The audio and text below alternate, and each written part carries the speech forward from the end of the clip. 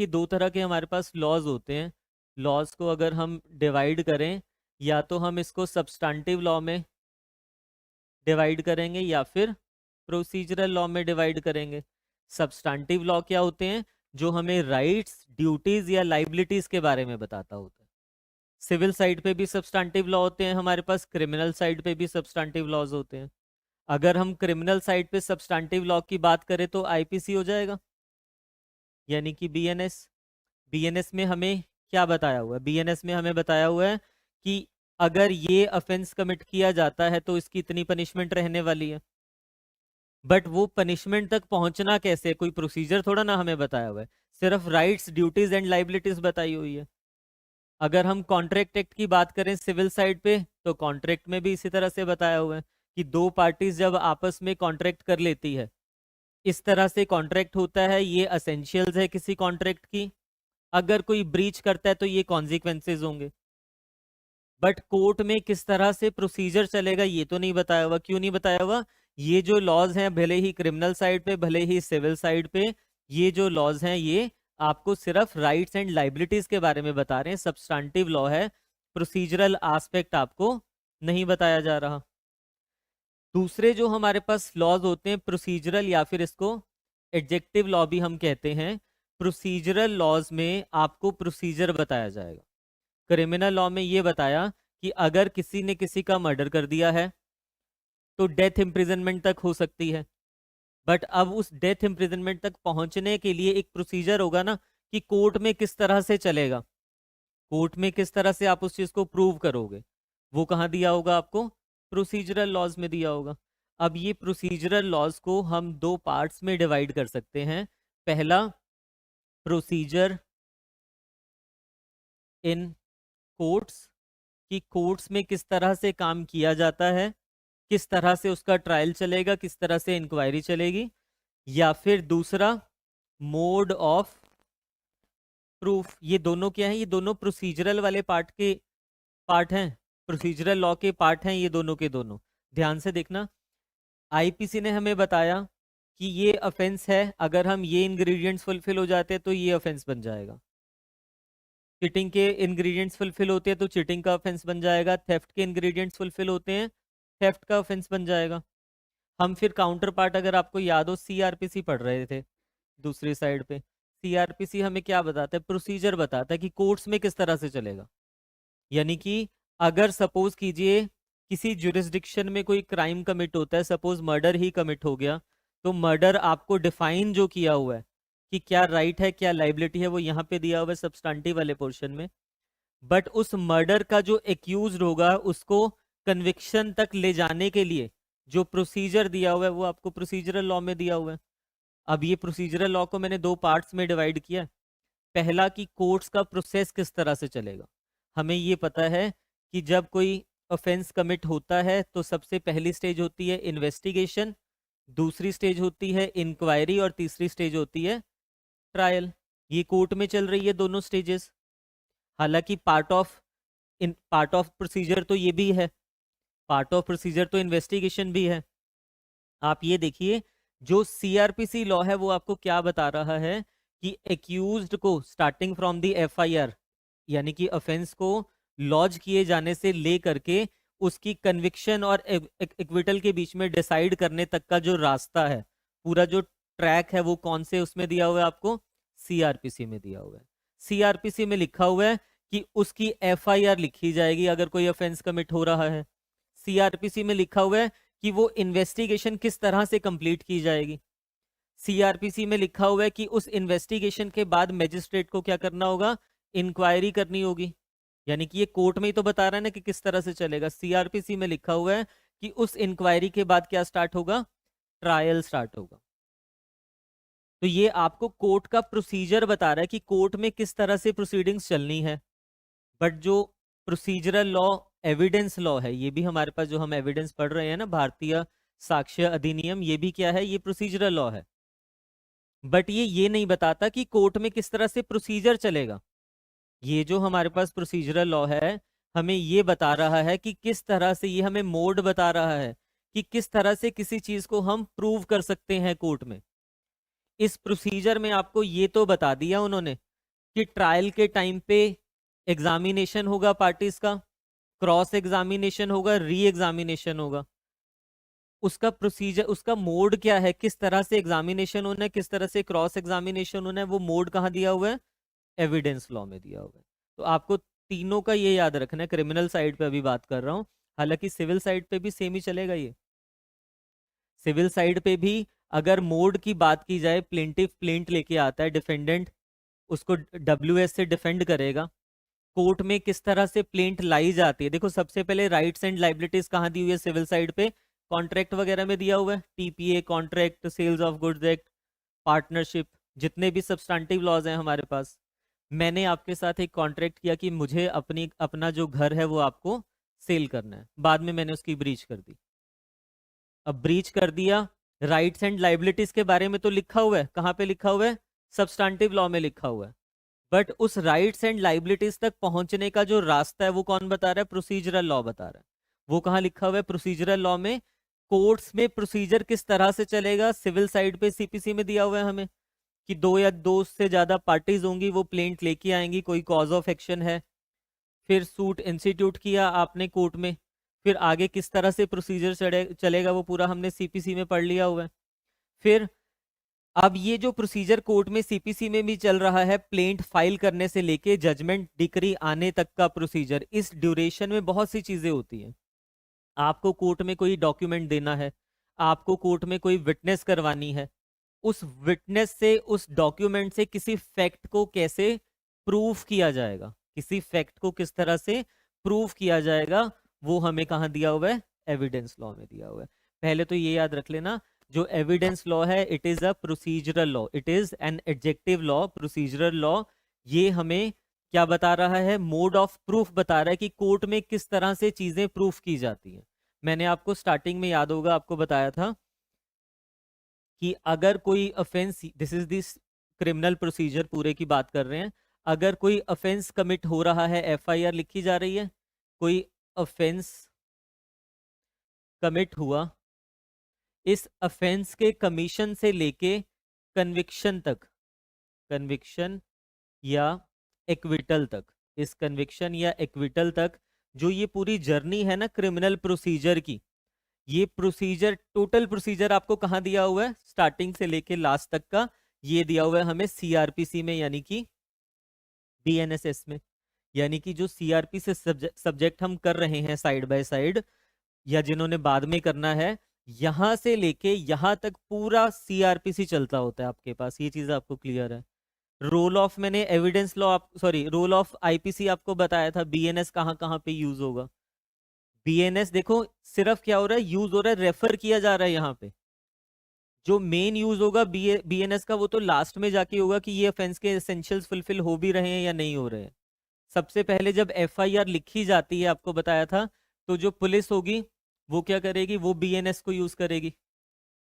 IPC को police use करेगी ना कि ये आपने इंफॉर्मेशन दिया, तो वो उस इंफॉर्मेशन के बेसिस पे देखेगा आईपीसी के कौन कौन से सेक्शंस बन रहे हैं। अब पुलिस ने ये लिख दिया, ये सेक्शंस बन रहे हैं, अकरेंस रिपोर्ट वगैरह दे दिया, इन्वेस्टिगेशन चल रही है थ्रू आउट। इन्वेस्टिगेशन के बाद लास्ट में क्या होता है, चार्जशीट यानी कि पुलिस रिपोर्ट सबमिट की जाती है।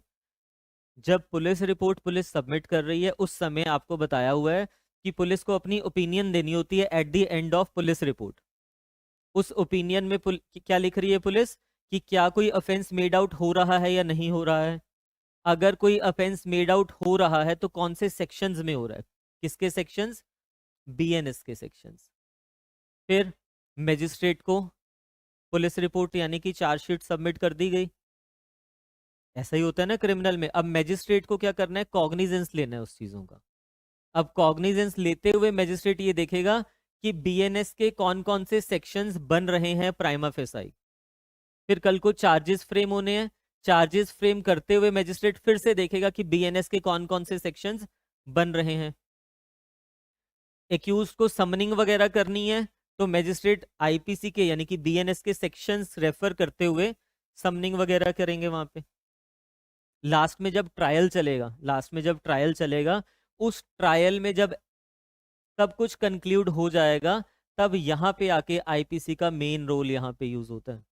मेन रोल का मतलब है जब बहस चलेगी, आर्ग्यूमेंट्स होगी, अब एडवोकेट्स आपस में बताएंगे कि देखिए आप इसको मर्डर कह रहे हो, तो मर्डर ही नहीं है, बिकॉज मर्डर की ये एसेंशियल्स होती हैं। It is a case of culpable homicide because ये किसी एक्सेप्शन में आ रहा है। तो अब आईपीसी यूज हो रहा है ना। तो मेन जो यूज है आईपीसी का वो तो ट्रायल के टाइम पे, वो भी लेटर ऑन चलेगा, यानी कि जब आर्ग्यूमेंट्स वगैरह हो रहे हैं। उससे पहले आईपीसी को, बीएनएस को सिर्फ क्या किया जा रहा है, यूज किया जा रहा है। इन एक्चुअल क्या हो रहा है, ध्यान से देखिए। सीआरपीसी प्रोसीजर बता रहा है स्टार्टिंग से लेके लास्ट तक क्या चल रहा है, हमारे पास सीआरपीसी चल रहा है। एविडेंस सिर्फ क्या हो रहा है, सिर्फ रेफर किया जा रहा है, यूज किया जा रहा है, उसके सेक्शंस हम देख रहे हैं कि हाँ यहाँ यहाँ पे सेक्शंस बन रहे हैं।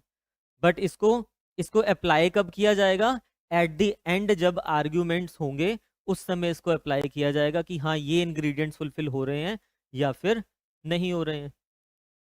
अब ध्यान से सुनना, इस पूरी ड्यूरेशन में जो भी फैक्ट्स एलिज किए, उस आर्ग्यूमेंट्स की भी बात कर रहा हूं मैं ट्रायल में, जो भी फैक्ट्स एलिज किए गए हैं ना, एक पार्टी ने एलिज किए, दूसरी पार्टी उसको काउंटर कर रही है, उन फैक्ट्स को प्रूफ करने के लिए या डिसप्रूफ करने के लिए आपको क्या देना पड़ेगा कोर्ट में, एविडेंस देना पड़ेगा। तो उस फैक्ट को प्रूफ करने के लिए एविडेंस देना पड़ता है, यानी कि एविडेंस का जो रोल है मेनली ट्रायल में होता है या फिर इंक्वायरी में भी हो सकता है। इंक्वायरी में किस तरह से, जब आप सीआरपीसी में कंप्लेंट वाला पोर्शन पढ़ोगे ना, तब आपको समझ आ जाएगा। मेनली जो एविडेंस का रोल है वो कहाँ होता है, वो ट्रायल में जाके होता है। ट्रायल में जब दोनों पार्टीज एक दूसरे के अगेंस्ट एविडेंसेस देती है, तो वहां पे ट्रायल में भी कब, जब जज को एप्रिसिएशन करनी पड़ती है एविडेंसेस कि अब ये एप्रिसिएशन क्या होता है। एप्रिसिएशन का मतलब हुआ दोनों पार्टीज को सुन लिया, अब उस एविडेंसेस के बेसिस पे देखना है कि कौन सा एविडेंस किसके अगेंस्ट जा रहा है, कौन सा एविडेंस किसके फेवर में जा रहा है। इतनी बड़ी स्टेटमेंट उसने एग्जामिनेशन इन चीफ में दे दिया, उसमें से कितना पोर्शन रेलेवेंट है कितना नहीं है, इसको कहते हैं appreciation of evidence. Later on last का टॉपिक है, मैं आपको सिर्फ अभी इतना समझाना चाह रहा हूँ कि जब भी कोई अफेंस कमिट होता है, अफेंस के कमीशन से लेके, उसको लॉन्च कर दिया हमने, वहां से लेके जब तक कन्विक्शन या एक्विटल नहीं आ जाती है, सीआरपीसी जो है वो थ्रू आउट चलता है। आईपीसी यानी कि बीएनएस को जगह जगह पे रेफर किया जाता है, मेन यूज उसका ट्रायल में जाके आता है। और जो एविडेंस लॉ है वो एप्रिसिएशन ऑफ एविडेंस या रिकॉर्डिंग ऑफ एविडेंस के टाइम पे यूज होता है। तो एविडेंस लॉ का मेन रोल कहाँ पे आने वाला है, एविडेंस का मेन रोल आने वाला है यहाँ पे। अब ध्यान से सोचना, जब इन्वेस्टिगेशन स्टेज होती है, अगर हम इस पूरे ट्रायल को डिवाइड करें ना, तो 3 स्टेजेस में हम इसको डिवाइड कर सकते हैं। पहली स्टेज है हमारे पास इन्वेस्टिगेशन की, दूसरी स्टेज है हमारे पास इंक्वायरी की, और तीसरी आखिरी स्टेज है हमारे पास ट्रायल की। इन्वेस्टिगेशन जो होती है वो डोमेन ऑफ पुलिस होती है, ये हमेशा पुलिस ऑफिसर किया करता है। इंक्वायरी और ट्रायल जो है वो कौन करता है, मैजिस्ट्रेट करता होता है। जब हम यहाँ पे इसका पर्पस पढ़ते हैं ना कि इन्वेस्टिगेशन की जा रही है, तो इसका पर्पस क्या होगा, इसका पर्पस क्या होता है, कलेक्शन ऑफ एविडेंस। इन्वेस्टिगेशन का पर्पस तो कलेक्शन ऑफ एविडेंस होता है। एविडेंस कौन कलेक्ट कर रहा है यहाँ पे, पुलिस कलेक्ट कर रही है एविडेंस। बट क्या ये जो एविडेंस कलेक्ट किए गए हैं और जो हम यहाँ पे एविडेंस की बात कर रहे हैं ट्रायल इंक्वायरी में, वो सेम चीज है या अलग अलग है, वो हम यहाँ पे पढ़ेंगे। ये आपको याद है जब हमने बीएनएस पढ़ते हुए लिखा कि जो सीडी है, ये सारे जो एविडेंसेस यहाँ पे आपने कलेक्ट किए वो सीडी का पार्ट बनने वाला है।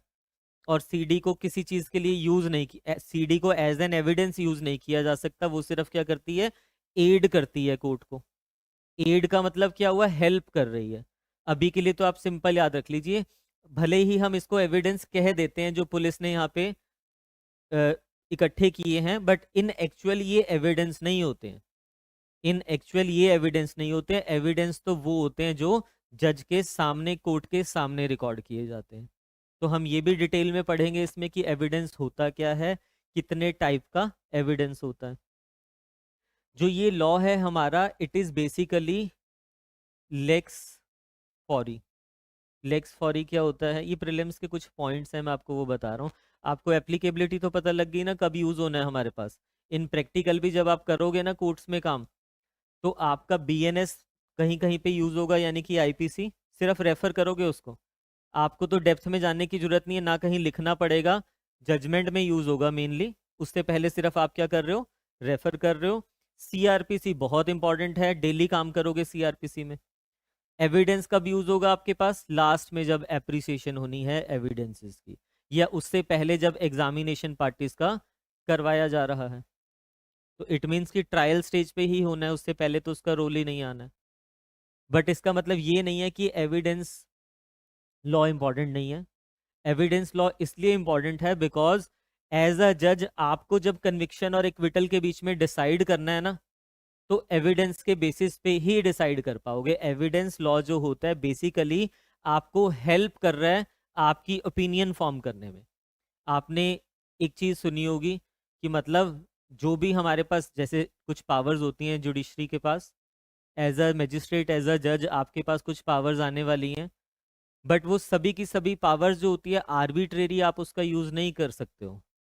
इवन जजेस are bound by the law.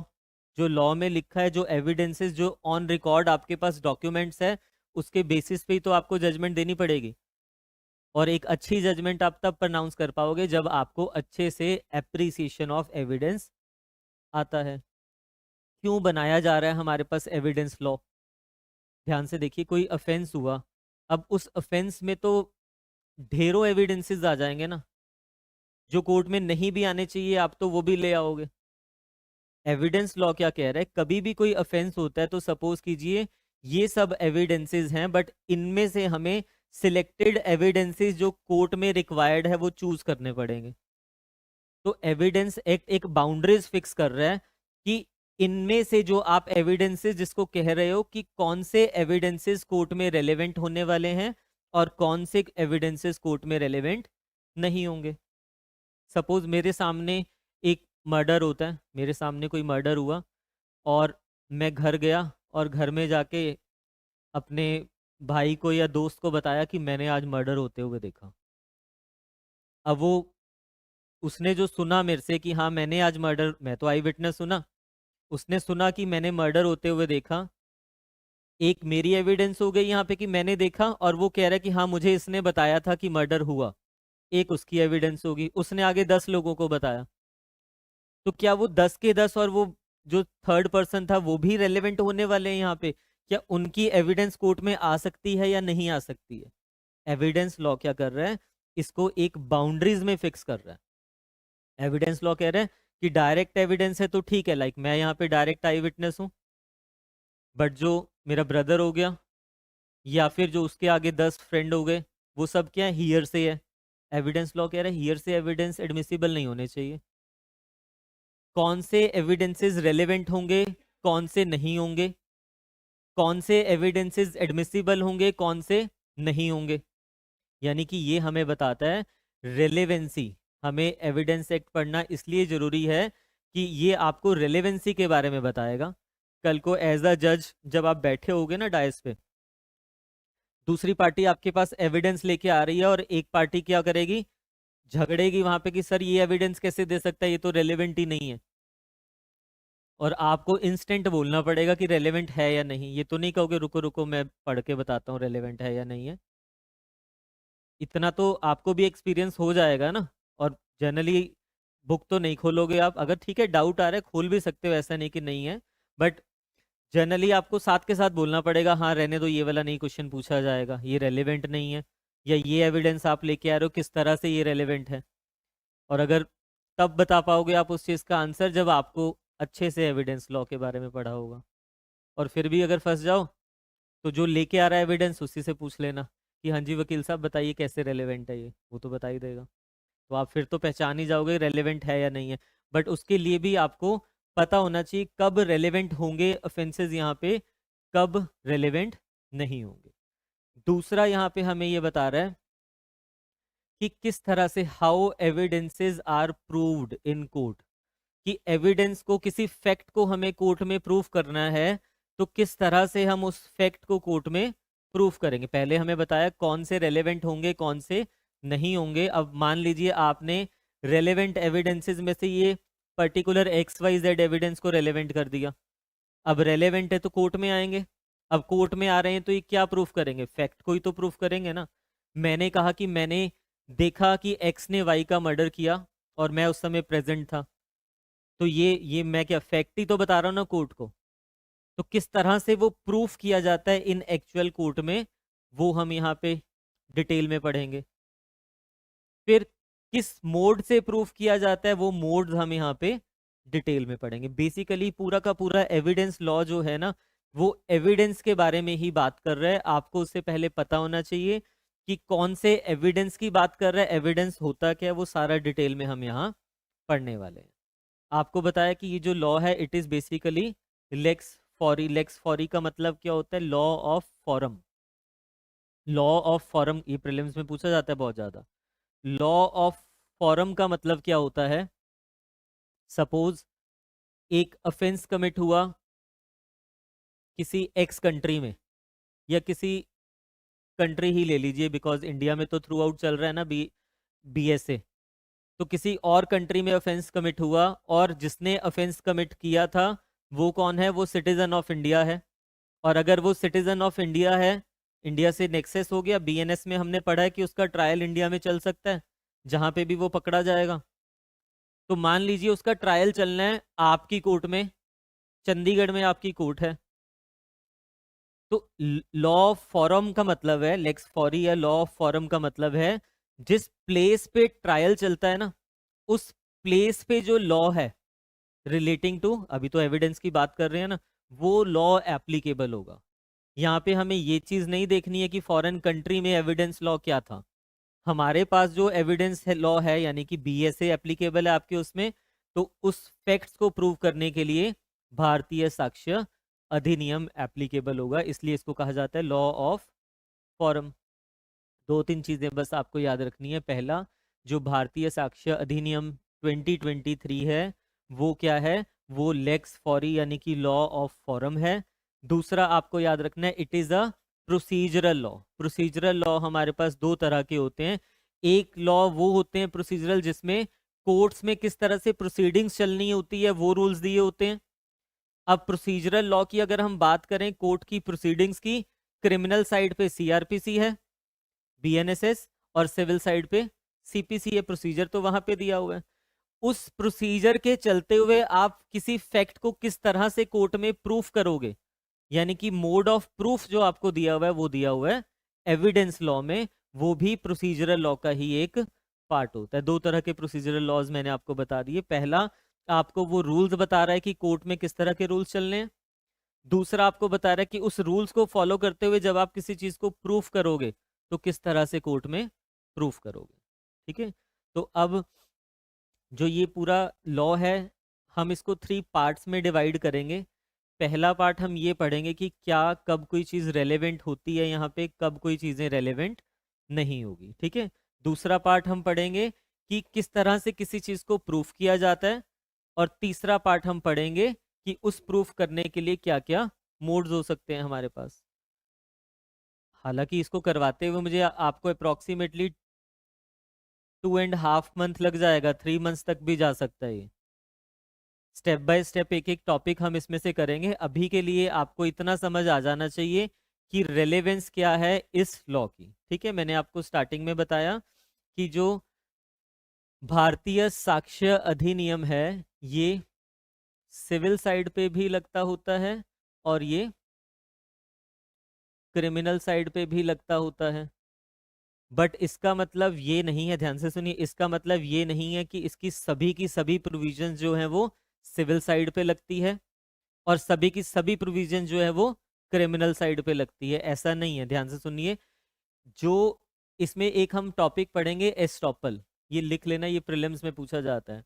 Estoppel का जो टॉपिक है it is applicable only in civil. Estoppel का लॉ हम इसमें पढ़ेंगे डिटेल में। 115 से लेके 17 तक इंडियन एविडेंस एक्ट के सेक्शंस थे, अभी 121 के आसपास वाले सेक्शंस हैं। पहले तो याद रख लेना कि सिविल पे भी एप्लीकेबल होता है, क्रिमिनल पे भी एप्लीकेबल होता है, बट जो एस्टॉपल वाला टॉपिक है वो सिर्फ और सिर्फ किस पे एप्लीकेबल है? सिविल प्रोसीडिंग्स पे एप्लीकेबल है। और जो कन्फेशन वाला टॉपिक है, और जो कन्फेशन वाला टॉपिक है, इसमें कन्फेशन के बारे में भी पढ़ेंगे। तो जो कन्फेशन वाला टॉपिक है वो सिर्फ और सिर्फ किस पे एप्लीकेबल होता है? क्रिमिनल में। ये तो वैसे भी आपको पता होना चाहिए, कन्फेशन का मीनिंग क्या होता है? Admission of a guilt. और सिविल में तो गिल्ट होती ही नहीं है। सिविल में तो ज़्यादा से ज़्यादा आप अपनी लाइबिलिटी सामने वाले को क्लेम को एडमिट कर सकते हो ना। तो यहाँ पे गिल्ट को एडमिट तो एक्यूज ही कर सकता है सिर्फ। तो जो कन्फेशन वाला पार्ट है वो सिर्फ क्रिमिनल में चलेगा। जो एस्टॉपल वाला पार्ट है वो सिविल में चलेगा। रेस्ट ऑफ दी प्रोविजंस जितनी भी रह गई हैं वो सिविल पे भी एप्लीकेबल होती है, वो क्रिमिनल पे भी एप्लीकेबल होती है। ठीक है। फिर आपको बताया कि ये जो है ये प्रोसीजरल लॉ है, प्रोसीजरल या फिर एडजेक्टिव लॉ है।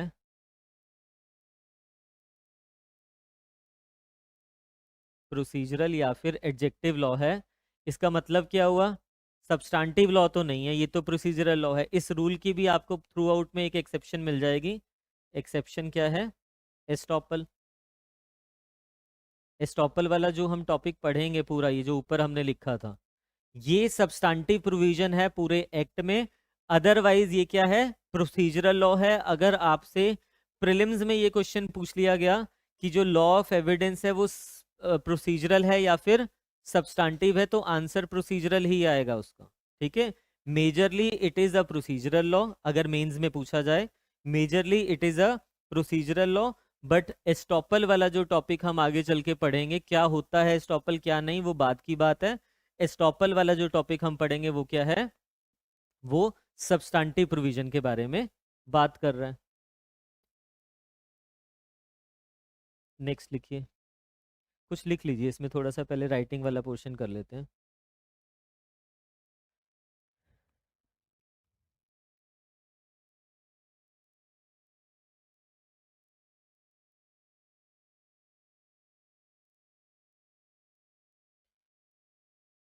इसमें लिखना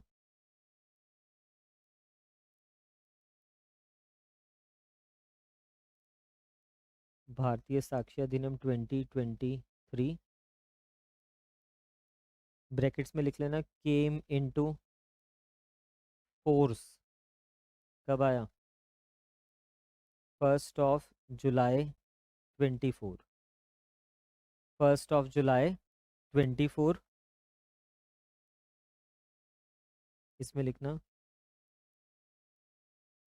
एविडेंस एक्ट ऑब्लिक भारतीय साक्ष्य अधिनियम डील्स विद, ये कुछ पॉइंटर्स लिखवा रहा हूँ मैं आपको प्रीलिम्स के लिए। Deals with first facts to be proved, कौन कौन से फैक्ट्स हमें प्रूव करने हैं। सेकंड, हाउ टू प्रूव, किस तरह से प्रूव करेंगे। And third, who will prove, who will prove. इसमें लिखना law of evidence is a procedural law, law of evidence is a procedural oblique adjective law. Underline कर लेना इसको, प्रीलिम्स के लिए इंपॉर्टेंट। ठीक है।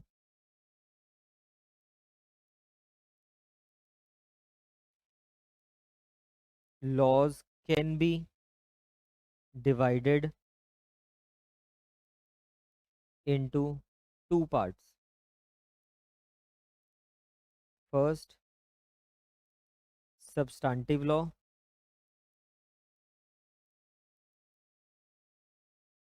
substantive laws, for example BNS oblique IPC, ICA Indian Contract Act, Sales of Goods Act, TPA, etc.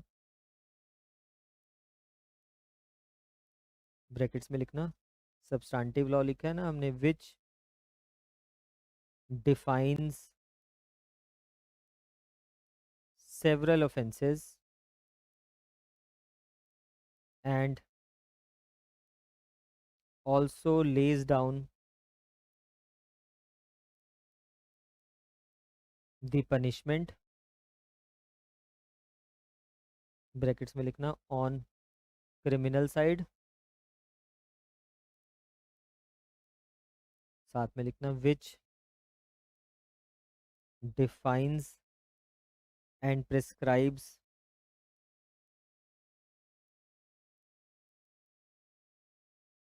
Rights, duties and liabilities, brackets में करना, on civil side. ये वैसे आपको सबको पता होता है, हमने टाइम एंड अगेन पढ़ा भी है कि सब्सटेंटिव लॉ क्या होते हैं। अब लिखिए procedural law. Procedural laws can be divided into two parts, can be divided into two parts.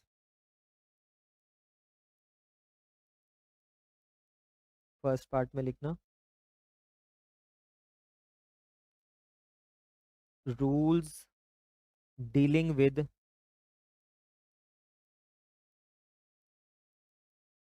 various procedures, rules dealing with various procedures to be followed in courts, underline कर लेना, procedure to be followed in courts. ये वो rules बता रहा है जो courts में procedure follow होना है। एग्जाम्पल लिख लेना, for example CRPC oblique BNSS, second लिख लेना CPC। ये दोनों हमें बता रहे हैं कि कोर्ट में किस तरह का प्रोसीजर फॉलो किया जाता है। और सेकंड इस तरफ लिखना, सेकंड पार्ट में rules dealing with mode of proof, rules dealing with mode of proof of existence of rights, duties oblique liabilities. Example लिख लेना, evidence act, evidence act brackets में कर लेना भारतीय साक्ष्य अधिनियम। दोनों ही प्रोसीजरल है, बट प्रोसीजरल को हमने टू पार्ट्स में डिवाइड कर दिया। पहला पार्ट हमें थ्रू आउट प्रोसीजर बता रहा है कि कोर्ट में किस तरह से चलेगा, और दूसरा बता रहा है कि उस प्रोसीजर को फॉलो करते हुए हमें किसी फैक्ट को प्रूफ करना है तो किस तरह से हम प्रूफ करेंगे। ठीक है, थर्ड इसमें लिखिए आगे,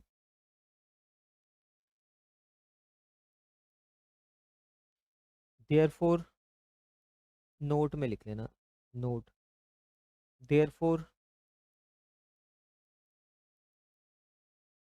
law of evidence is a procedural law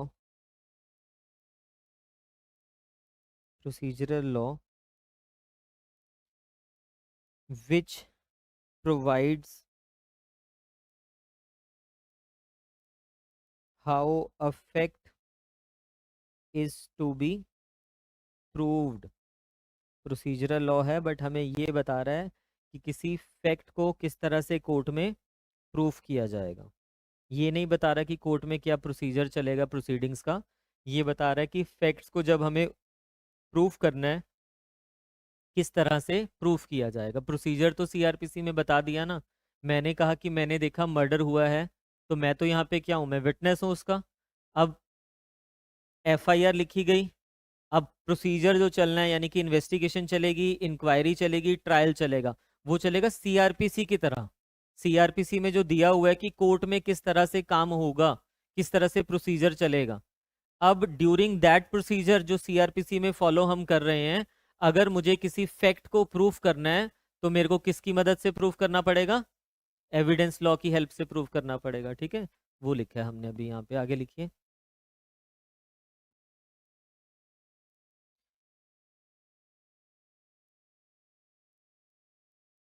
applicability, applicability in civil oblique criminal proceedings. अभी हमने एविडेंस लॉ शुरू नहीं किया, एक्ट बेयर एक्ट से शुरू नहीं किया, हम सिर्फ बिल्कुल बेसिक्स लिख रहे हैं जो आपको पता होने चाहिए एक्ट स्टार्ट करने से पहले। इसमें लिखिए, the rules of law of evidence, the rules of law of evidence for civil and criminal cases are in general same. Civil में और क्रिमिनल में जो लॉ है वो सेम है, but there are certain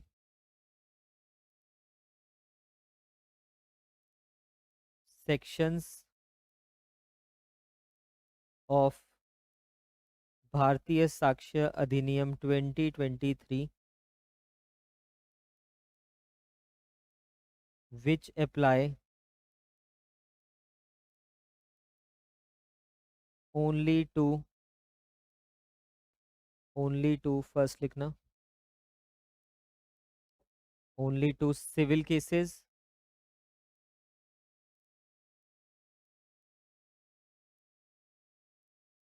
that is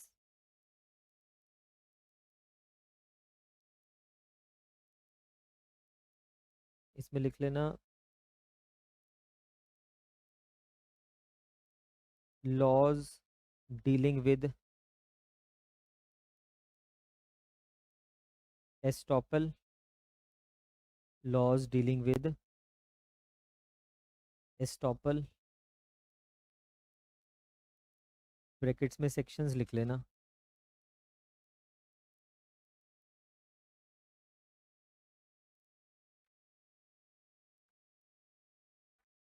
Indian evidence act के लिख लीजिए, section 115 to 117 Indian evidence act, and section 121 से 123, 121 टू 123 ऑफ भारतीय साक्ष्य अधिनियम। सेक्शन सेम है, कोई चेंजेस है नहीं है, सिर्फ नंबर चेंज हुए हैं, ठीक है। सेकंड लिखिए, क्रिमिनल केसेस, दैट इज, ये वैसे मैंने बता दिया था आपको पहले, criminal cases that is law dealing with confession, dealing with confession. पहले लिख लीजिए 24 to 30 एविडेंस में, section 24 to 30 of Indian evidence act. इसमें लिख लेना 22 and 23, 24 भी कर लेना, 22 से 24, section 22 to 24 of Bharatiya Sakshya अधिनियम। ये हैं जो सिर्फ और सिर्फ पर्टिकुलर सिविल या पर्टिकुलर क्रिमिनल से डील कर रहे हैं। अदरवाइज जो हमारे पास ये एक्ट है दोनों पे अप्लाई होता है, हमने ये लिख दिया यहाँ पे, सिविल एंड क्रिमिनल बोथ। अगर प्रीलिम्स में आपसे पूछा जाता है तो आप बोथ लिखोगे उसका आंसर। ये सिर्फ आपको डिटेल लिखवाई है कि कुछ सेक्शंस हैं जो सिर्फ और सिर्फ सिविल या क्रिमिनल पे अप्लाई होते हैं। अगर बाई चांस आपसे ये पूछ लिया गया कि जो लॉ ऑफ एस्टॉपल है वो बताइए सिविल पे अप्लाई होता है या क्रिमिनल पे, तो वो फिर आप स्पेसिफिक लिखोगे सिविल पे, क्योंकि वो पूछ रहा है आपसे वो चीज़, ठीक है। नेक्स्ट लिखिए,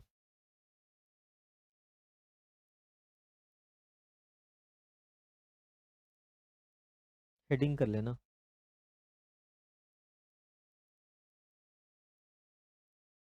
object of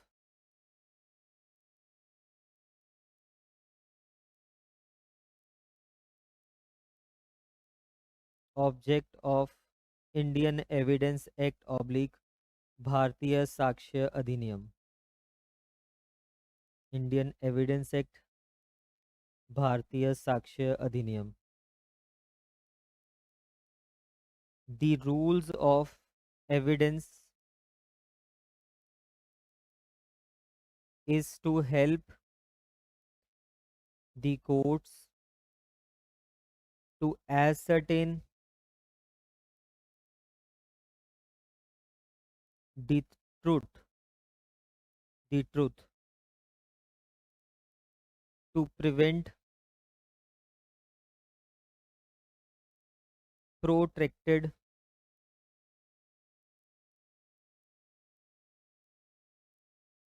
inquiries, protracted inquiries, and to avoid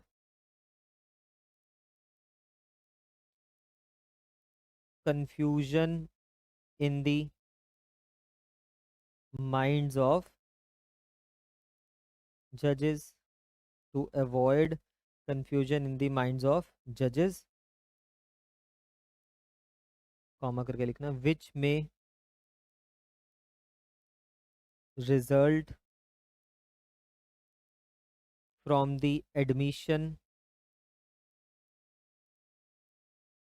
of evidence in excess। अगर हम हर तरह के एविडेंस को एडमिट कर लेंगे ना तो कंफ्यूजन ही होगी। सिर्फ वही एविडेंस अलाउ किए गए हैं यहाँ पे रेलेवेंट रहेंगे जो इस एक्ट में दिए हुए हैं हमारे पास।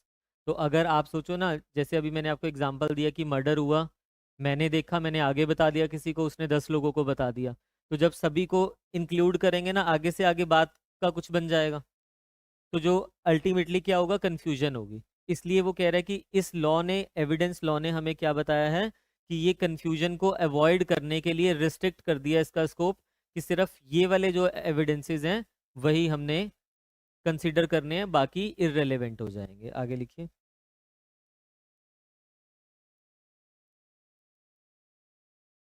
There are 3 main principles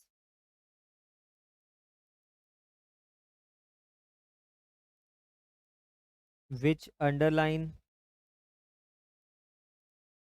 the law of evidence। ये प्रिंसिपल्स हैं लॉ ऑफ एविडेंस के लिए। अंडरलाइन का मतलब है जो कन्फाइन कर रहे हैं इसको। फर्स्ट लिखिए, evidence must be confined to matters in issue। अब ये मैटर्स इन इशू क्या होता है अभी पढ़ते हैं इसको भी। Second, hearsay evidence must not be admitted। and third, the best evidence must be given in all cases। ये 3 प्रिंसिपल्स हैं। देखिए पहले में क्या लिखा गया है, फर्स्ट में हमने ये पढ़ा, evidence must confine to matters in issue. अब ये मैटर्स इन इशू क्या होते हैं अभी डिटेल में पढ़ेंगे, जब हम बेयर एक्ट खोलेंगे ना उस समय हम डिटेल में पढ़ेंगे। अभी के लिए सिर्फ इतना याद रखिए, जो मैटर इन डिस्प्यूट होता है वो मैटर इन इशू होता है। जब हम सिविल साइड कर रहे थे उसमें क्या करते थे, हम इश्यूज फ्रेम किया करते थे। एक पार्टी कुछ असर्ट करती थी, दूसरी पार्टी उस चीज को डिनाई कर रही है। मैंने कहा कि हाँ इसने, मैंने इसके साथ कॉन्ट्रैक्ट किया, सामने वाले ने कहा कि नहीं हमारा तो कॉन्ट्रैक्ट ही नहीं हुआ कभी भी। वो क्या बन जाता था, सिविल साइड पे इशू बन जाता था। यहाँ पे फैक्ट्स इन इशू या मैटर इन इशू का मतलब यही है जो मैटर डिस्प्यूट में है। सिविल साइड पे अगर वो डिस्प्यूट में है उसको इश्यूज कहते हैं, क्रिमिनल साइड पे अगर वो डिस्प्यूट में है उसको हम चार्जेस कहते हैं। एक्स ने वाई का मर्डर कर दिया, तो मैटर इन इशू क्या हो जाएगा, क्या एक्स ने वाई का मर्डर किया है, तो ये क्या हो जाएगा, मैटर इन इशू। जो डिस्प्यूट में है, जो एक पार्टी असर्ट कर रही है, दूसरी पार्टी उसको डिनाई कर रही है, तो मैटर, वो कह रहा है एविडेंस जितने भी होंगे ना, they must be confined to matter in issue. सिर्फ मैटर इन इशू से रेलेवेंट वाले एविडेंस आ सकते हैं और कोई एविडेंस कोर्ट में नहीं दिए जा सकते हैं। हम आगे जाके पढ़ेंगे, ध्यान से सुनना।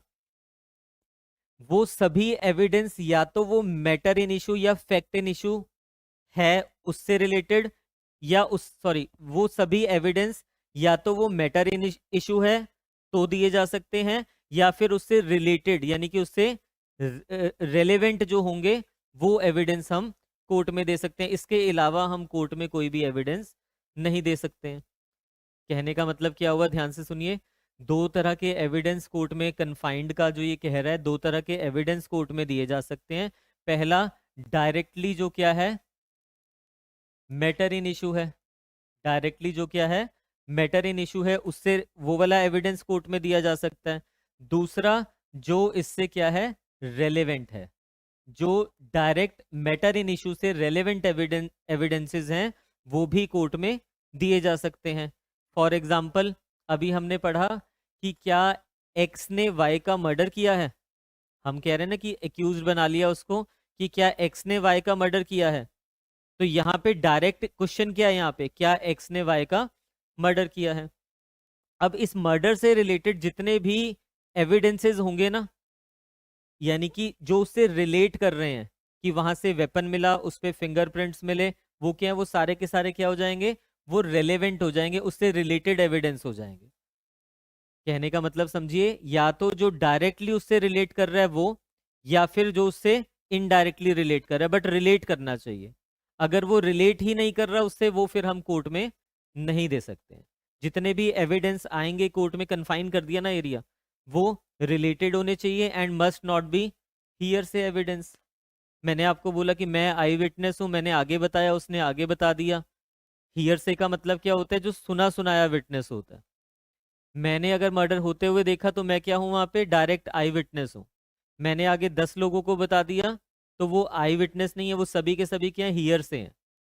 क्यों, क्योंकि उन्होंने देखा तो कुछ भी नहीं है, वो तो सुन रहे हैं बात को। उन्होंने सिर्फ मैंने जो देखा वो उनको बताया, तो वो हियर से हो जाएंगे, ये एडमिसिबल नहीं होते हैं हियर से वाले। Third, the best evidence must be given in all cases. जितने भी केसेस होंगे उसमें हमें बेस्ट एविडेंस देना है। हम आगे चल के पढ़ेंगे एविडेंसेस जो होते हैं, हम डॉक्यूमेंट्री एविडेंस के बारे में पढ़ेंगे, ओरल एविडेंस के बारे में पढ़ेंगे, प्राइमरी एविडेंस के बारे में पढ़ेंगे, सेकेंडरी एविडेंस के बारे में पढ़ेंगे। तो इनमें से बेस्ट एविडेंस रूल पढ़ेंगे एक हम। बेस्ट एविडेंस का क्या मतलब हुआ, अगर मेरे पास किसी चीज का प्राइमरी एविडेंस अवेलेबल है तो मैं सेकेंडरी क्यों दूंगा वहां पे। अब ये प्राइमरी एविडेंस क्या होता है, सेकेंडरी क्या होता है, लेटर ऑन कवर करेंगे इसको हम।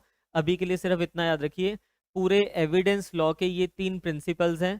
पहला, एविडेंस को रिस्ट्रेन कर दिया गया, कन्फाइन कर दिया गया एक एरिया में, कि सिर्फ मैटर इन इशू या फिर उससे जो रेलेवेंट होंगे उसी के एविडेंस दिए जा सकते हैं, उससे अलावा कोई एविडेंस हम कोर्ट में नहीं दे सकते हैं। हियर से एविडेंस कोर्ट में नहीं आएंगे। एंड लास्ट, जो हमारे पास बेस्ट एविडेंस है वो हमें कोर्ट में देना है। ठीक है, ये 3 प्रिंसिपल्स हैं। आगे लिखिए।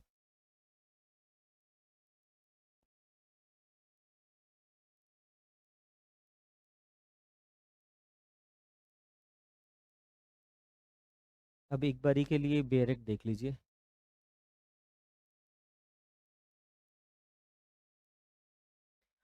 बेरेक्ट,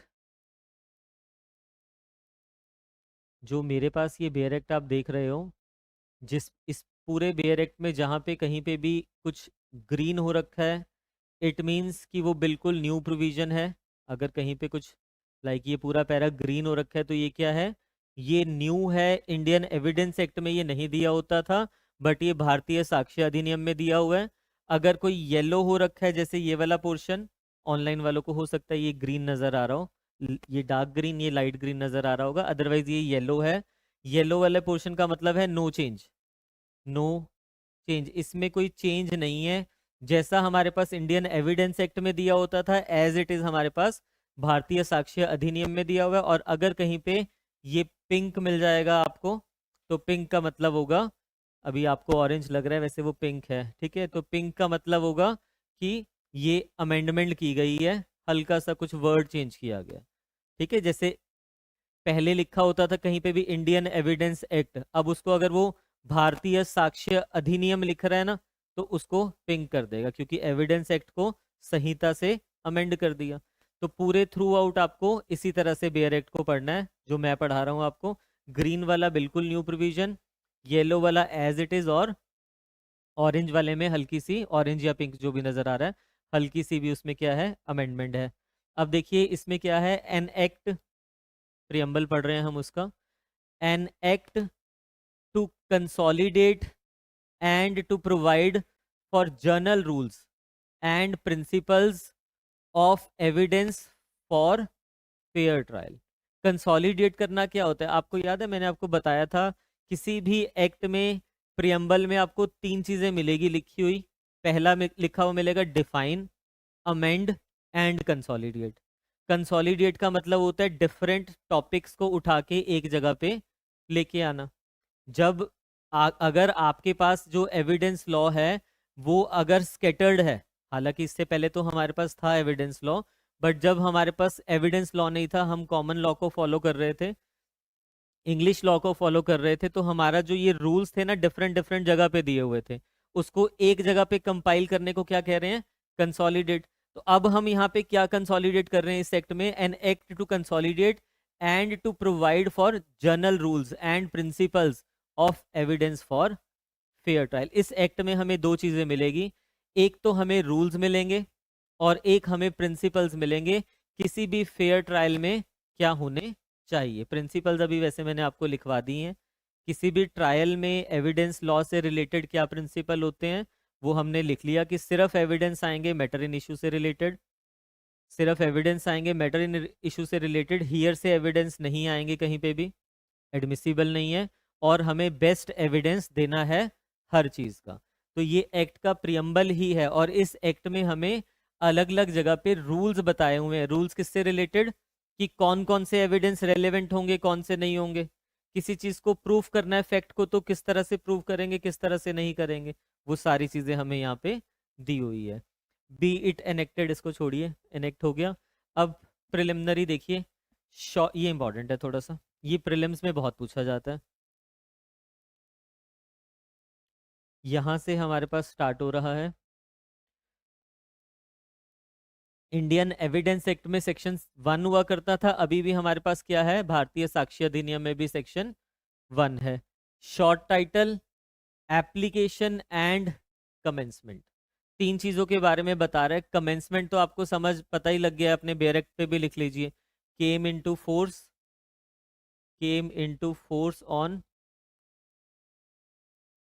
1 जुलाई 24, 1 जुलाई 24। अब देखिए, दिस एक्ट में बी कॉल्ड भारतीय साक्ष्य अधिनियम 2023, ये तो लिखा ही होता है हर किसी उसमें, यानी कि नाम बता रहा है आपको कि दिस इज भारतीय साक्ष्य अधिनियम 2023। सेकंड देखिए, it applies to all judicial proceedings, it applies to all judicial proceedings in or before any court, in or before any court, including court martial, including court martial, but not to, very important, not to affidavits presented to any court or officer, not to proceedings before an arbitrator। ये prelims में बहुत question पूछा जाता है। अब ये क्या बात कर रहे हैं यहाँ पे देखिए, वो कह रहे हैं कि जो ये एक्ट हम पढ़ेंगे ना आने वाली क्लासेस में, it applies to all judicial proceedings. क्या होती है जुडिशियल प्रोसीडिंग्स, जिस प्रोसीडिंग्स में दो पार्टीज का जो ज्यूरल रिलेशन है ना, वो डिटरमाइन किया जाता है कहाँ पे, बिफोर द कोर्ट। हालांकि पूरे एक्ट में जुडिशियल प्रोसीडिंग्स क्या होती है वो नहीं हमें बताया हुआ। अगर इसका मीनिंग हमें देखना है जुडिशियल प्रोसीडिंग्स का, सीआरपीसी में यानी कि बीएनएसएस में हमें मिल जाएगा। 2M जब हम पढ़ेंगे सेक्शन, वहां पे बताया हुआ है जुडिशियल प्रोसीडिंग्स क्या होती है। जुडिशियल प्रोसीडिंग्स का मतलब हुआ कोई प्रोसीडिंग्स जहां पे एविडेंस ऑन ओथ लिए जा सकते हैं। जुडिशियल प्रोसीडिंग्स का क्या मतलब हुआ, कोई भी प्रोसीडिंग्स जहां पे एविडेंस ऑन ओथ लिए जा सकते हैं। अब ये कह रहा है कि किसी भी, अभी के लिए याद रखिए सिंपल, कोर्ट में जो प्रोसीडिंग्स चल रही हैं वो जुडिशियल प्रोसीडिंग्स हैं। किसी भी तरह की जुडिशियल प्रोसीडिंग्स में इन और before any court including court martial की प्रोसीडिंग्स क्या होती है? आर्मी पर्सोनल्स के लिए जो भी प्रोसीडिंग्स चलाई जा रही है वो सारी कोर्ट मार्शल की होती है, यहाँ पे नहीं चलेगी, उनकी अलग कोर्ट्स होती है। जैग वगैरह आपने सुना हुआ है ना, उसके लिए भी एग्जाम होते हैं। तो वो कोर्ट में भी जो प्रोसीडिंग्स चल रही है उस पर भी कौन सा एक्ट लग रहा है? इंडियन एविडेंस एक्ट लग रहा है। अब यहाँ पे थोड़े से चेंजेस हुए हैं। पहले ना यहाँ पे इंक्लूडिंग कोर्ट मार्शल के ब्रैकेट्स में दिया होता था, अगर आप इंडियन एविडेंस एक्ट पढ़ोगे ना, एक्सेप्ट आर्मी, नेवी और एयरफोर्स एक्ट, ये 3 एक्ट को एक्सक्लूड किया हुआ था। बाकी सभी कोर्ट मार्शल की प्रोसीडिंग्स पे ये लग रहा था। बट अब इसने क्या कर दिया, यहाँ से उसको डिलीट कर दिया।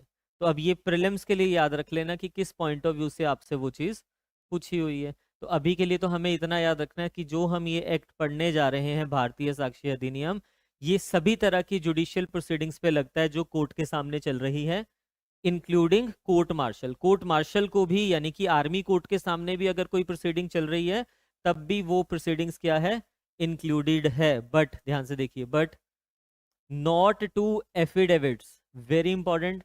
एफिडेविट्स पे ये इंडियन एविडेंस एक्ट के रूल्स नहीं चलेंगे। एफिडेविट्स पे इंडियन एविडेंस के रूल्स नहीं चलेंगे। To any presented to any court or officer, nor to proceedings before arbitrator. Arbitration की प्रोसीडिंग्स के ऊपर भी ये रूल नहीं चलेंगे। वेरी इंपॉर्टेंट, प्रीलिम्स में पूछा जाता है। 2M निकालो एक बारी अपने बेरेक्ट्स में। 2M किसका? सीआरपीसी की बात हो रही है। बीएनएसएस का 2M निकालिए। उसमें देखिए लिखा होगा आपके सामने, a judicial proceeding is one in the course of which evidence is or may be legally taken on oath. Evidence is or may be legally taken on oath. Evidence taken on oath. मिल गया आपको meaning? आपको ये तो clear हो गया कि जब जुडिशियल प्रोसीडिंग्स वो प्रोसीडिंग्स होती है जहां पे एविडेंस क्या लिए जाते हैं, ओथ पे लिए जाते हैं। अब यहाँ पे एफिडेविट्स को क्यों एक्सक्लूड किया जा रहा है वो देख लीजिए। एफिडेविट्स को इसलिए एक्सक्लूड किया जा रहा है कि एफिडेविट जो होता है वो एविडेंस नहीं होता है। वो अलग बात है, जब हम सीपीसी वगैरह पढ़ते हैं हमने वहां पे जरूर पढ़ा है कि अगर कोर्ट चाहे तो किसी को किसी फैक्ट को प्रूफ करने के लिए कह सकते कि एविडेंस से प्रूफ करो, सॉरी एफिडेविट से प्रूफ करो। बट एफिडेविट एज सच कोई एविडेंस नहीं है अगर कोर्ट ने नहीं कहा हुआ। तो हमारे पास जुडिशियल प्रोसीडिंग्स का मतलब होता है एविडेंस टेकन ऑन ओथ, जहां पे लीगली ओथ पे एविडेंस लिए जा सकते हैं। इसलिए जो एफिडेविट वाली प्रोसीडिंग्स है इसको हम एविडेंस ही नहीं मानते, इसको हम जुडिशियल प्रोसीडिंग्स ही नहीं मानते। तो इतना याद रख लेना, अगर कोई एफिडेविट आप कोर्ट में दे रहे हो यहां तो वो रेलेवेंट नहीं होगा, बट सीपीसी के ऑर्डर 19 के अकॉर्डिंगली या फिर सीआरपीसी के सेक्शन 295 से 297 सेक्शन तक, 295 से 297 सेक्शन की प्रोविजंस है। अगर आपने क्रिमिनल मैटर्स में कोई एफिडेविट दिया है उसकी जो एविडेंसरी या रेलेवेंसी होगी वो सीआरपीसी की इन प्रोविजंस के अकॉर्डिंगली होगी। अभी हमने ये टॉपिक पढ़ा नहीं, जब पढ़ेंगे आपको क्लियर हो जाएगा। फिर टीपीसी जब आप पढ़ते हो तो ऑर्डर 19 में पूरा ऑर्डर ही एफिडेविट्स के बारे में लिखा हुआ है। तो जब कोर्ट में एफिडेविट दिए जा रहे हैं और उनको रेलेवेंट किया जा रहा है तो वो किस प्रोविजंस की वजह से हो रहे हैं? सीपीसी की वजह से हो रहे हैं, सीआरपीसी की वजह से हो रहे हैं, but not because of evidence, क्योंकि एविडेंस लॉ में तो एफिडेविट को एविडेंस ही नहीं माना जाता है, उस पर अप्लाई ही नहीं होता है एविडेंस लॉ। हम यही पढ़ रहे हैं ना, देखिए, it applies to all judicial proceedings. ये जो एक्ट है भारतीय साक्ष्य अधिनियम सभी जुडिशियल प्रोसीडिंग्स पे एप्लीकेबल होता है, बट नॉट ऑन एफिडेविट्स। दूसरा किसको अलग कर दिया? आर्बिट्रेशन प्रोसीडिंग्स को। जो आर्बिट्रेशन प्रोसीडिंग्स होती है ना वो इक्विटी के रूल्स को फॉलो करती है। आर्बिट्रेटर जो होता है वो इक्विटी को फॉलो किया करता है, principles of natural justice. This is the reason कि उसको हम मान के ही नहीं चलते हैं कि वो जुडिशियल प्रोसीडिंग्स है। We have number of judgments on this point. इन दोनों पॉइंट्स को इसलिए यहां से क्या किया हुआ है? एक्सक्लूड किया हुआ है। मेंस में कुछ नहीं पूछा जाएगा, प्रीलिम्स में देयर आर हाई चांसेस कि आपसे यहाँ से पूछा जाता है। सिंपल याद रख लेना कि जो इंडियन एविडेंस एक्ट है या फिर भारतीय साक्ष्य अधिनियम है, वो सभी तरह की जुडिशियल प्रोसीडिंग्स के ऊपर अप्लाई होता है। जुडिशियल प्रोसीडिंग्स क्या होता है यहाँ तो नहीं दिया हुआ, पर भारतीय जो बीएनएसएस है या सीआरपीसी है वहां पे दिया हुआ है हमें। उसके अकॉर्डिंगली वो सभी प्रोसीडिंग्स जहाँ पे एविडेंस को ओथ पे लिया जा सकता है उसको हम क्या कहते हैं, जुडिशियल प्रोसीडिंग्स कहते हैं। और ये एक्ट कह रहा है कि भारतीय साक्ष्य अधिनियम एफिडेविट्स पे नहीं अप्लाई होगा और आर्बिट्रेशन की जो प्रोसीडिंग्स होगी उस पे अप्लाई नहीं होगा। प्रीलिम्स के लिए याद रख लेना। Next, it shall came into force, brackets में वो डेट डाल देना, ठीक है। गैजेट लिख दिया इसने तो, बट अब तो नोटिफाई हो चुका है तो ब्रैकेट्स में वो डेट डाल लेना। अब ये देखिए डेफिनेशन क्लॉज स्टार्ट हो रहा है। सेक्शन 2 में हमें डेफिनेशंस दी हुई है। हम हर एक्ट को जब पढ़ रहे हैं ना, लाइक हमने बीएनएसएस पढ़ा, सीपीसी पढ़ा, तो वो एक्ट के ऊपर डिपेंड करता है कि हमें पहले डेफिनेशन पढ़नी है या साइमल्टेनियसली उसको चला के चलना है। जब हम बीएनएस पढ़ रहे थे, आईपीसी पढ़ रहे थे, अगर आपको याद होगा, तो हमने सारी की सारी डेफिनेशन एक साथ नहीं पढ़ी। हम पूरा एक्ट पढ़ते गए, जहां पे जो टर्म यूज होती थी उसको फिर रिलेट करके पढ़ना शुरू कर दिया। ऐसा ही हम सीआरपीसी में भी कर रहे हैं, बट इस वाले एक्ट में हमें ऐसा नहीं करना पड़ेगा। इस एक्ट में हमें पहले सभी की सभी डेफिनेशन समझनी पड़ेगी, बिकॉज जब तक ये क्लियर नहीं होगी आगे के सेक्शंस हमें समझ नहीं आएंगे। ध्यान से देखिए क्या लिखा हुआ है। पहले स्टार्टिंग हम यहाँ से नहीं कर रहे हैं, स्टार्टिंग हम कर रहे हैं फैक्ट से। पहले डेफिनेशन अगर एविडेंस लॉ में देखोगे तो सेक्शन 3 में हमें दी होती थी। अभी जो डेफिनेशन है वो हमें सेक्शन 2 में दी हुई है। पहले सेक्शन 2 में हमें सेविंग्स क्लॉज दिया होता था। अब जो सेविंग्स क्लॉज है वो लास्ट सेक्शन में दे दिया गया है 170 सेक्शन में। तो उसकी जगह पे सेक्शन 2 में क्या दिया गया है, यहाँ पे हमें डेफिनेशंस दी गई है। ध्यान से देखना, 2F में हमें दिया हुआ है फैक्ट, मीन्स एंड इंक्लूड्स। ध्यान से देख लेना, ये बहुत इंपॉर्टेंट है, प्रीलिम्स में बहुत बारी पूछा गया है। हमारे पास दो तरह के फैक्ट्स होते हैं, एक होते हैं फिजिकल फैक्ट, एक होते हैं साइकोलॉजिकल फैक्ट। हम दो तरह के फैक्ट की बात कर रहे हैं यहाँ पे। एक होते हैं फिजिकल फैक्ट और एक होता है साइकोलॉजिकल फैक्ट। फिजिकल का क्या मतलब हुआ, देखिए वो कहते हैं fact means and includes first any thing, anything, state of thing or relation of things capable of being perceived by the senses. हमारी 6 सेंसेस होती है ना, जिस चीज को आप देख सकते हो आईज, जिसको आप सुन सकते हो, फील कर सकते हो, वो जो 6 सेंसेस हैं, if the fact is perceived by the senses then it is a fact. मेरे सामने मर्डर हुआ, मैंने देखा, तो वो क्या है, ये फैक्ट है एक। एक्स ने वाई को मारा और मैंने उसको देखा, मेरे सामने हुआ, इट इज अ फैक्ट। कौन सा फैक्ट है यहाँ पे, इसको हम कहते हैं physical fact. Physical fact. Next देखिए, any mental condition of which any person is conscious. अब अगर उसके मेंटल कंडीशन की बात की जा रही है तो ये तो साइकोलॉजिकल फैक्ट होना चाहिए। हम फैक्ट्स को दो तरह से डिवाइड कर रहे हैं, physical fact and psychological fact. Psychological fact ये लिख लेना, प्रीलिम्स में पूछा गया एक बारी कि फिजिकल फैक्ट क्या मतलब फैक्ट दो तरह के होते हैं, कौन सा फिजिकल है कौन सा साइकोलॉजिकल है। इलस्ट्रेशन देखिए, that there are certain objects arranged in certain order in a certain place is a fact। कौन सा फैक्ट है ये, फिजिकल फैक्ट हुआ ना। वो कह रहा है कुछ चीजें, कुछ ऑब्जेक्ट्स हैं, उनको अरेंज किया गया है किसी प्लेस में किसी तरह से, तो ये क्या हुआ, ये फिजिकल। देख पा रहे हो ना आप उसको कि किस तरह से अरेंज किया गया है।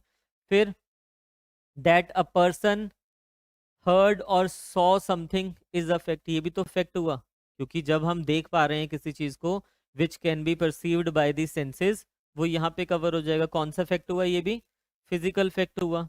फिर that a person said certain words, कोई कुछ कह रहा है तो आप सुन पाओगे, ये भी कौन सा फैक्ट हुआ, फिजिकल फैक्ट हुआ। आगे देखिए, बस तीन इलस्ट्रेशन है, sorry fourth fourth fourth. That that a person holds a certain opinion, अब यहाँ पे ये ध्यान से देखना, that a person hold certain opinion, has a certain intention, acts in good faith, fraudulently, uses a particular word in a particular sense, or is or was at specified time conscious of a particular sensation, is a fact. ये सभी क्या हैं? ये सभी fact हैं। आप देखिए वो कह रहा है पर्सन होल्ड सर्टेन ओपिनियन, मेरी ओपिनियन है इस पर्सन के बारे में पर्टिकुलर, तो ये जो ओपिनियन वाला है तो ये भी फैक्ट है, बट ये कौन सी है? ये मेंटल फैक्ट है, यानी कि साइकोलॉजिकल। ये फिजिकल फैक्ट नहीं है, ये साइको, जितने भी फैक्ट्स बता रहा है ना यहाँ पे अलग अलग, बेशक इंटेंशन की बात कर रहे हैं, whether A has intention to kill B, A ने बी का मर्डर किया, क्या वो उसने इंटेंशन के साथ किया था, नॉलेज के साथ किया था? तो जब हम ये चीज चेक कर रहे हैं कि क्या उसकी इंटेंशन थी उसको किल करने के लिए, तो ये एक फैक्ट है कि उसकी इंटेंशन थी या नहीं, बट ये कौन सा फैक्ट है? साइकोलॉजिकल फैक्ट है। अपने बेयर एक्ट पे लिख लेना, बेंथम ने क्लासिफाई किया इनको, अगर बाई चांस पूछ लिया गया। बेंथम कहीं पे भी लिख लीजिए, जैसे आपने ऊपर लिखा है ना यहाँ पे physical and psychological act fact, sorry यहाँ लिखा ना फिजिकल लिखा, यहाँ पे साइकोलॉजिकल लिखा, इसके सामने लिख लीजिए Bentham has classified them into,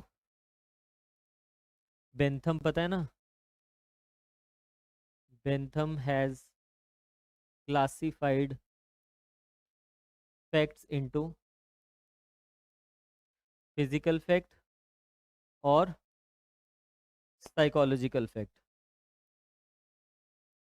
दोनों लिख लेना। बेंथम ने क्लासिफाई किया, अगर प्रीलिम्स में पूछ लिया जाए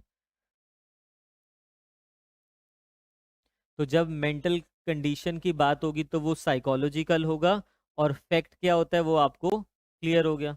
कोई भी जो चीज़ें हम परसीव कर सकते हैं अपनी सिक्स सेंसेस से, वो सब क्या हो जाएंगे? फैक्ट हो जाएंगे। और जहाँ पे मेंटल कॉन्शियसनेस की बात आएगी वो भी फैक्ट है, बट वो साइकोलॉजिकल फैक्ट हो जाएगा। ठीक है, आगे देखिए, अभी लिखते हुए इसको डिटेल में और एग्जांपल्स लिख लेंगे इसके। फैक्ट इन इशू, फैक्ट आपने पढ़ लिया, अब ये फैक्ट इन इशू देखिए।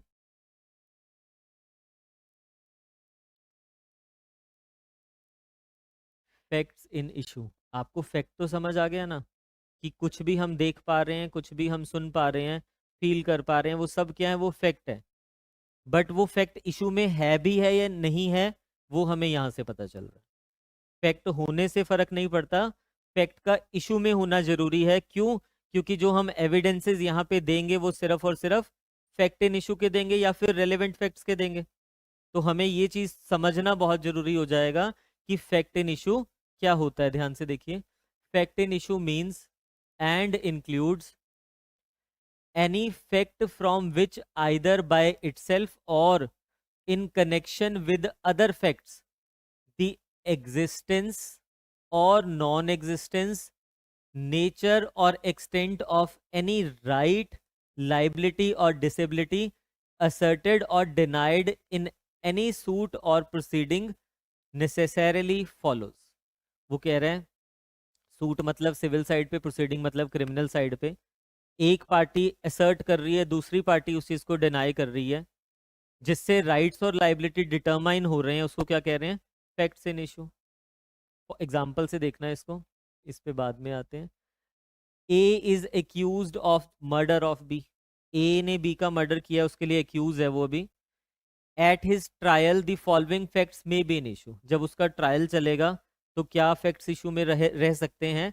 दैट ए कॉज्ड बीज डेथ, कि क्या ए ने बी की डेथ की है, ये क्या है? ये फैक्ट इन इशू है, क्योंकि मेन इशू यही है ना। फैक्ट इन इशू का मतलब है fact in dispute, facts in dispute, जो फैक्ट्स डिस्प्यूट में है वो फैक्ट्स इन इशू है। दूसरा, that A intended to cause B's death, क्या ए की इंटेंशन थी बी की डेथ करने के लिए? फैक्ट तो है ना ये। कौन सा फैक्ट है वैसे? साइकोलॉजिकल फैक्ट है। वेदर ये, sorry, that A intended to cause B's death psychological fact है, और ये इन इशू भी है।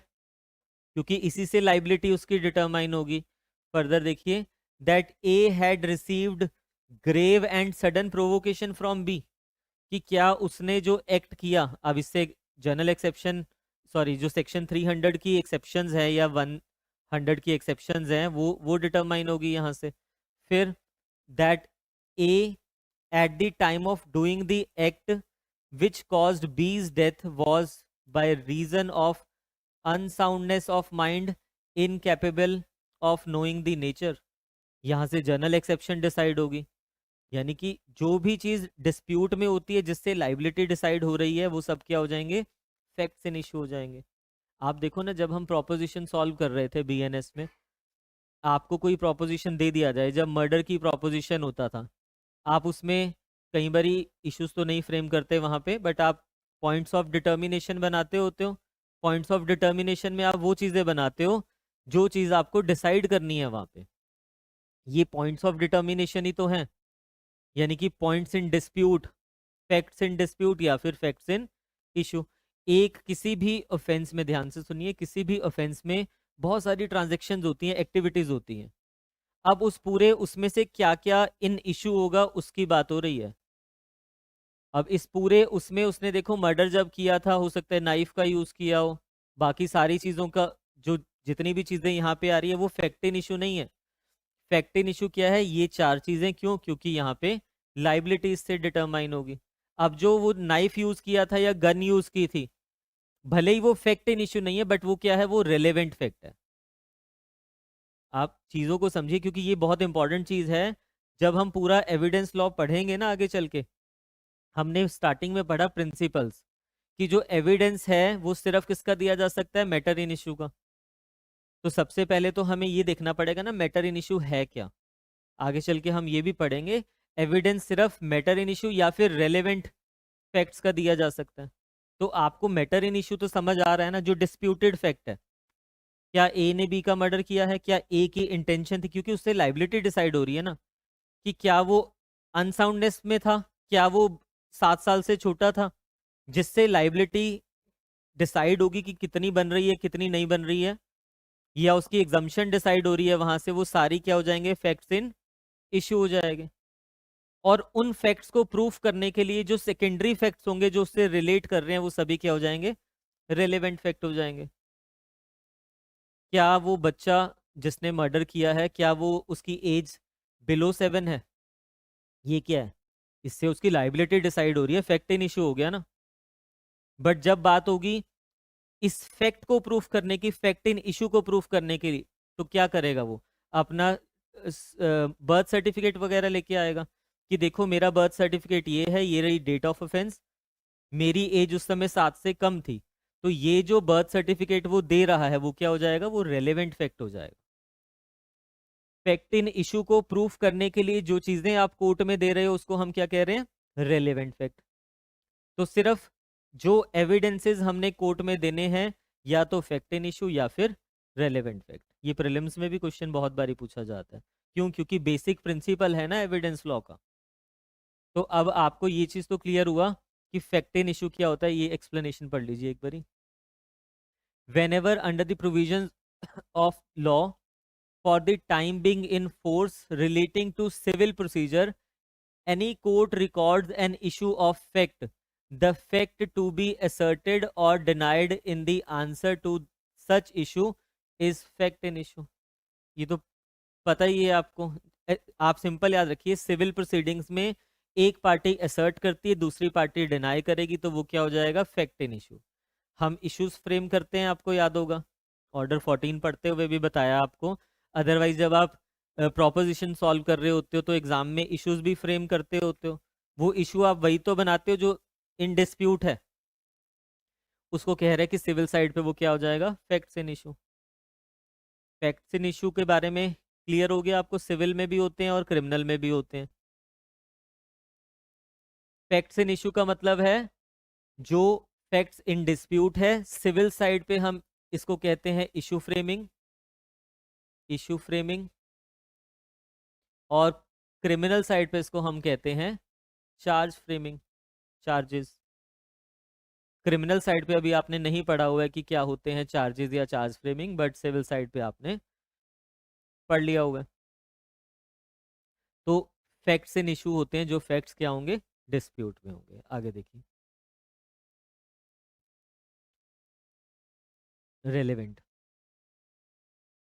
मैं ये सिर्फ इसलिए पढ़ा रहा हूँ क्योंकि अभी आपको वो पढ़ाया ना मैटर इन इशू प्रिंसिपल, पूरा एविडेंस ही तो उसके ऊपर है।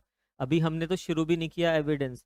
इसकी जो इंट्रोडक्शन वाला ये पार्ट है, कम से कम 3-4 क्लासेस चलेगा, जिसमें आपको मैं डिटेल में यही सिर्फ समझाता रहूँगा कि क्या है फैक्ट्स, क्या है रेलेवेंट, क्या होता है एविडेंस। जब आपको वो चीज़ें अच्छे से समझ आ जाएगी, फिर हम एक्ट के ऊपर चलेंगे। फिर आपको कोई चीज़ ऐसी रहेगी नहीं जो नहीं समझ आएगी, बट उससे पहले जो ये इंट्रोडक्टरी पार्ट है ना, कि क्या चीज़ें जो समझाई जा रही हैं वो बहुत अच्छे से समझ लेना। देखिए, रेलेवेंट। अब आपको यहाँ से समझ आ रहा होगा कि मैं फैक्ट इन इशू के बाद क्या पढ़ा रहा हूँ आपको, रेलेवेंट। सबसे पहले मैंने आपको फैक्ट बताया, बेंथम ने 2 पार्ट्स में उसको डिवाइड किया, फिजिकल फैक्ट और साइकोलॉजिकल फैक्ट। फिजिकल जो फैक्ट होते हैं वो सेंसेस से जो हम फील कर सकते हैं, और साइकोलॉजिकल जो मेंटल कॉन्शियस हमारी बताती है, इंटेंशंस वगैरह। फिर हमने फैक्ट के बाद पढ़ा कि फैक्ट्स इशू में कब होगा। बहुत से फैक्ट्स होते हैं किसी भी क्राइम में, बट वो सभी फैक्ट्स जो किसी की लाइबिलिटी वगैरह डिसाइड कर रहे हैं, वो होंगे फैक्ट्स इन इशू, जो फैक्ट्स डिस्प्यूट में है। अब हम कह रहे हैं कि रेलेवेंट टर्म क्या होती है। ध्यान से देखिए, a fact is said to be relevant. यहाँ पे फैक्ट इन इशू की बात नहीं कर रहा, हमने सबसे पहले पढ़ा फैक्ट। यहां से इसमें से कुछ फैक्ट्स निकाले हमने, फैक्ट्स इन इशू। हमने फैक्ट्स में से, फैक्ट्स एक वाइडर टर्म है ना, ए ने बी का मर्डर किया, उसमें जितनी भी ट्रांजैक्शन हुई, ए ने पहले प्रेपरेशन किया, ए ने गन प्रोक्योर किया, ए ने उसके घर गया, पहले वो रेकी कर रहा था, देख रहा था उसको, उसकी व्हीकल रोकी, गन फायर किया, भाग गया, उसको उसने प्रोटेक्शन दिया, वो सारे क्या हैं, ये सब फैक्ट्स हैं। इनमें से फैक्ट इन इशू क्या हुए वो आपको समझ आ गया, जिससे लाइबिलिटी डिसाइड हो रही है। अब हम इसी में से निकाल रहे हैं कौन से फैक्ट्स, रेलेवेंट फैक्ट्स। तो वो कह रहे हैं a fact is said to be relevant. किसी फैक्ट को रेलेवेंट तब कहा जाएगा, टू अनदर, वो दूसरे से, रेलेवेंट किसी और से ही होगा ना, relevant to another, when it is connected with the other in any of the ways referred to in the provisions of this अधिनियम relating to the relevancy of facts। आप अगर इसका बेयर एक्ट में चैप्टर देखोगे, relevancy of fact एक अलग से chapter है हमारे पास।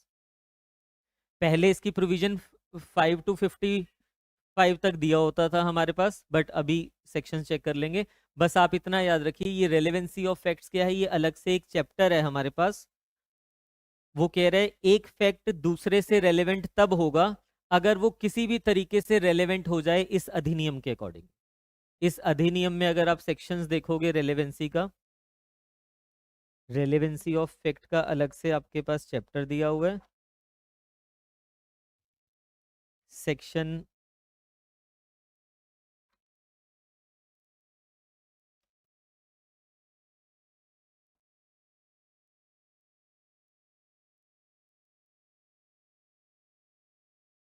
सेक्शन है हमारे पास, सेक्शन 3 से लेके 50, लिख लेना यहाँ पे 3 to 50,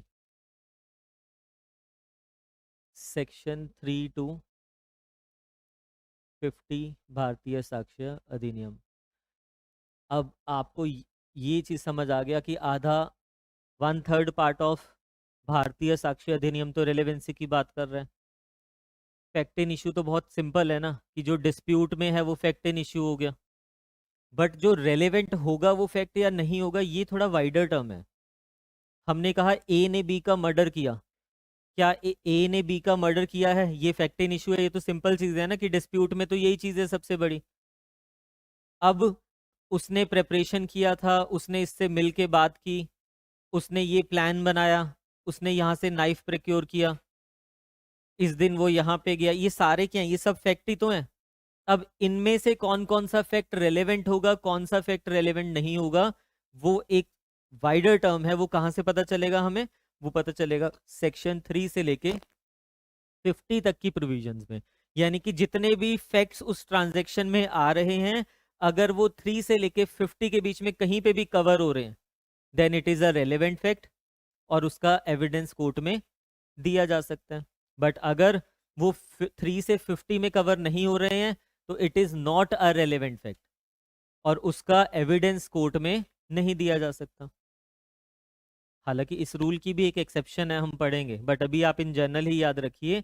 हमें हमारे पास एक ट्रांजैक्शन में ढेरों फैक्ट्स होते हैं, उस फैक्ट में से एक पार्ट होता है फैक्ट्स इन इशू जो कि डिस्प्यूट में है, और एक पार्ट होता है रेलेवेंट फैक्ट जो कि 3 से लेके 50 तक के सेक्शंस में कवर हो रहा है।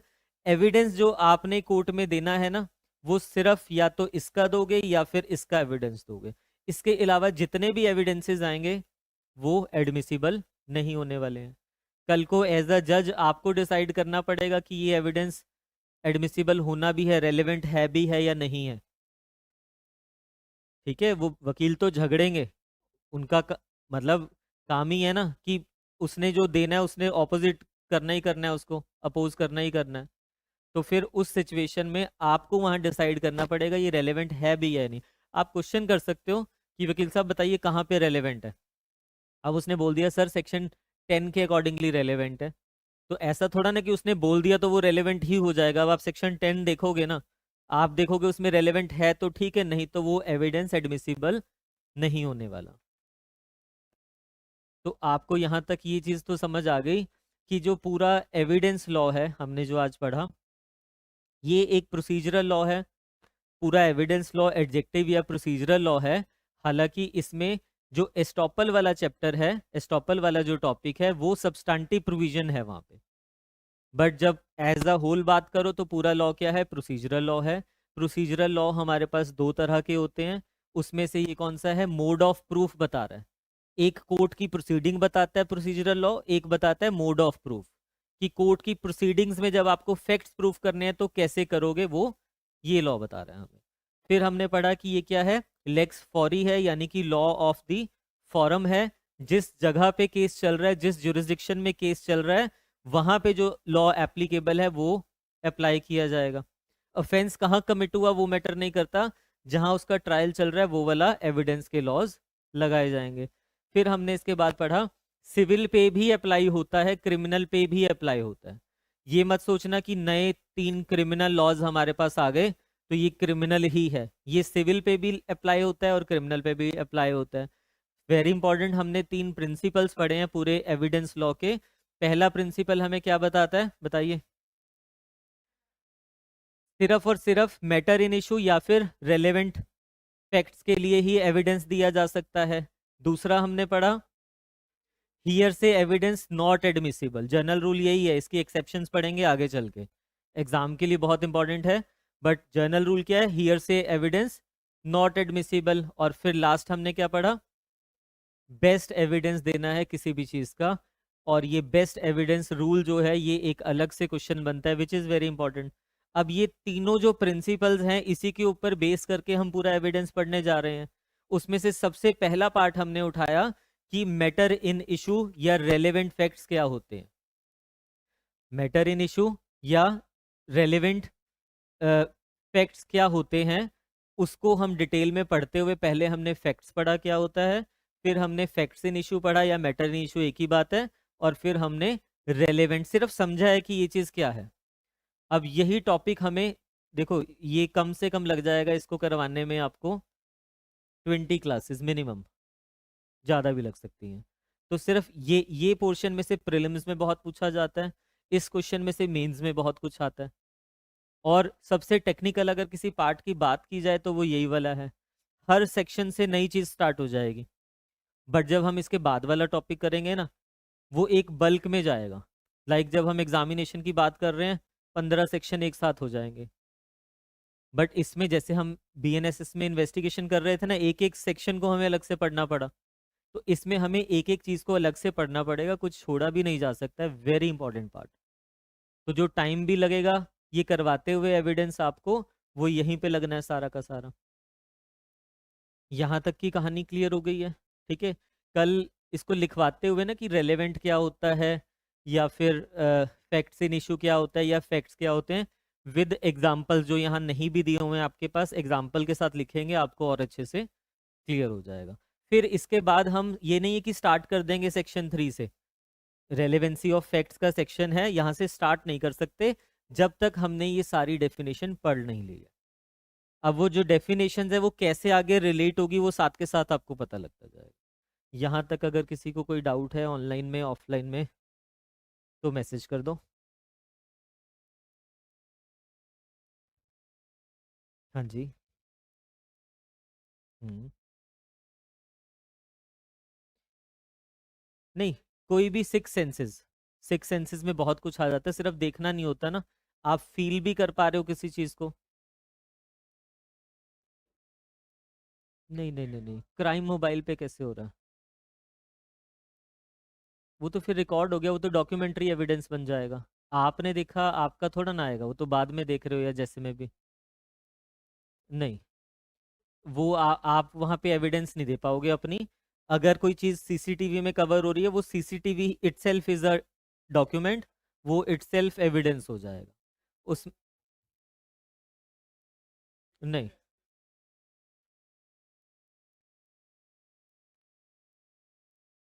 फ्रॉड के कैसे?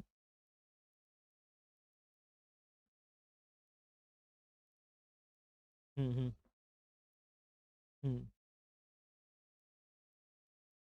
हम्म। वो तो ट्रांजैक्शन, वो एक्ट ही ऑनलाइन हो रहा है ना।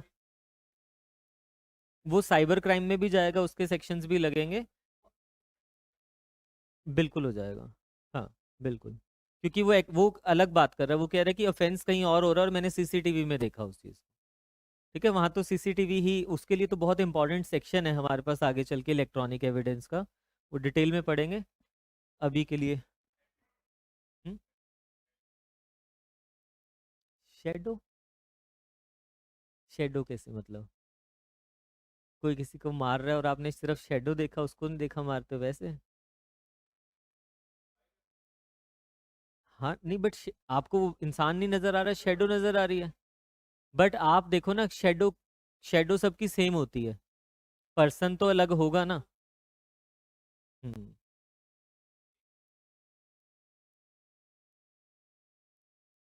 हम्म। वहां पे सिर्फ इतना होगा कि आपने दो लोगों को झगड़ते हुए देखा, ये नहीं कह सकते कि वो ए और बी ही था। ये कह सकते हो जितना देखा, परसीव जो हो रही है वो सारे फैक्ट्स हो जाएंगे। ठीक है। चलिए अभी 2:35 हुए हैं, 3:30 पे मिलते हैं हम। लिमिटेशन लॉ स्टार्ट करना है वहाँ पे हमने, वेरी इंपॉर्टेंट, छोटा सा एक्ट है, 15 दिन में खत्म हो जाएगा वो। 3:30 पे मिलते हैं।